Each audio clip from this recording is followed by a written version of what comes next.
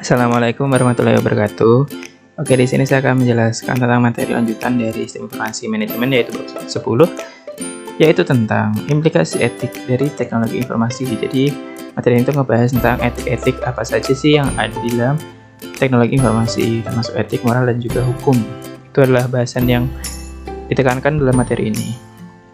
Oke, moral, etika, dan juga hukum.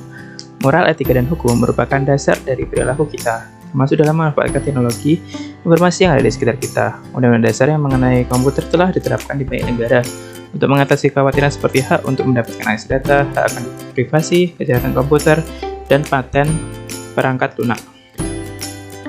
Moral, etika, dan hukum itu maksudnya apa aja? Ini mungkin sudah jadi bahasan yang sering kita dengar sehari-hari ya, tapi ya saya akan menjelaskannya.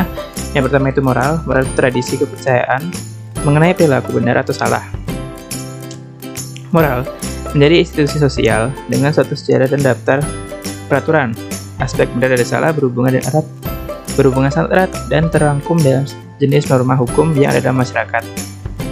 Terus etika, yaitu satu set kepercayaan, standar, atau pemikiran yang mengisi suatu individu, kelompok, dan masyarakat. Yang terakhir itu ada hukum, yaitu peraturan perilaku yang dipaksakan oleh otoritas berdaulat, ini biasanya pemerintah, pada rakyat atau warga negaranya. Selanjutnya ada contoh perilaku etika dalam sistem informasi. Jadi contohnya itu seperti penggunaan komputer sudah di luar etika itu, misalnya dengan pemanfaatan teknologi komputer, dengan mudah seorang dapat mengakses data dan informasi dengan cara yang tidak sah.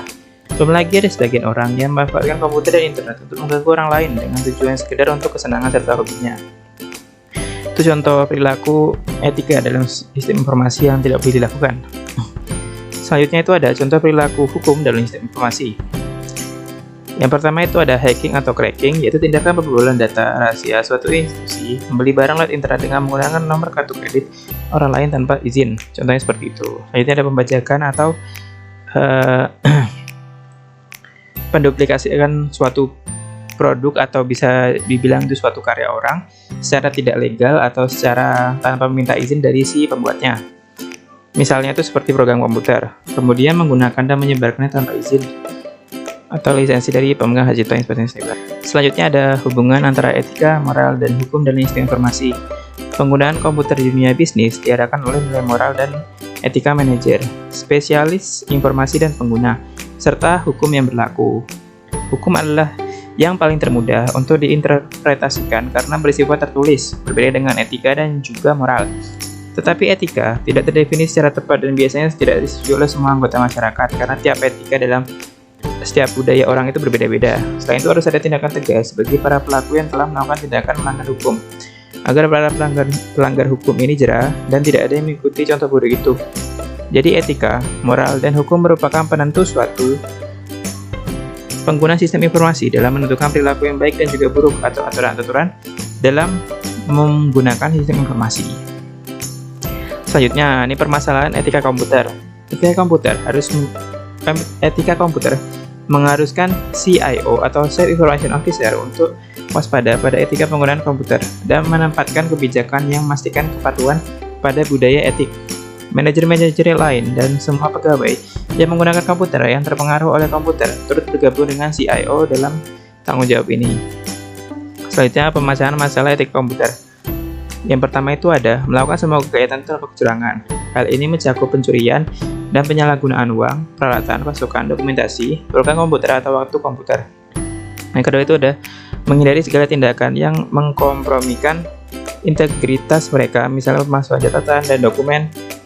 Yang ketiga ada menghindari segala tindakan yang mungkin menciptakan situasi berbahaya, termasuk membawa senjata tersembunyi di tempat kerja, mencederai orang lain, atau mengabaikan standar keselamatan dan keamanan.